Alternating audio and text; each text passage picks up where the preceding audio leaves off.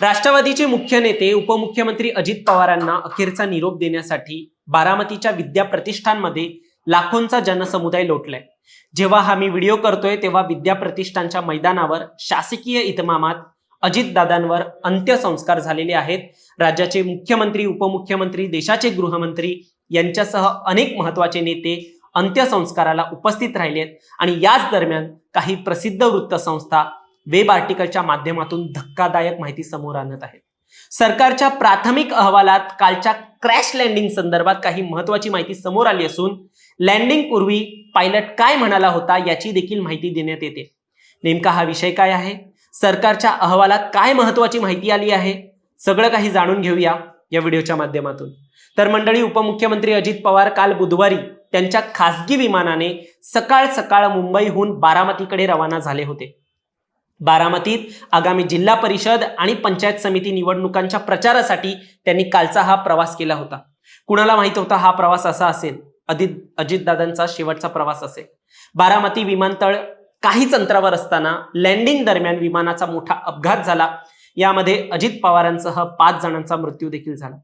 अपघाताचा घटनाक्रम काय होता हे आम्ही तुम्हाला काल सांगितलं होतं, मात्र आता याच घटनेचा प्राथमिक अहवाल समोर आलाय। दोन्ही विविध वेब आर्टिकलमध्ये याची माहिती देण्यात आलेली आहे।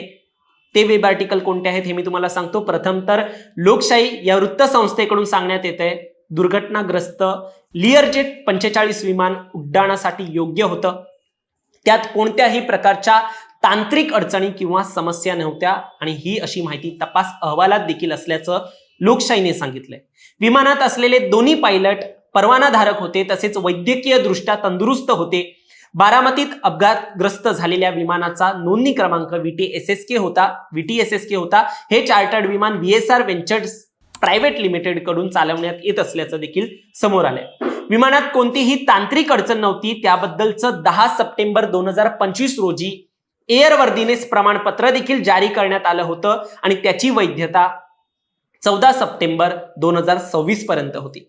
विमानाचे प्रमुख पायलट असलेल्या सुमित कपूर यांच्याकडे 15,000 पेक्षा अधिक तास विमान उड्डाण करण्याचा एक अनुभव होता।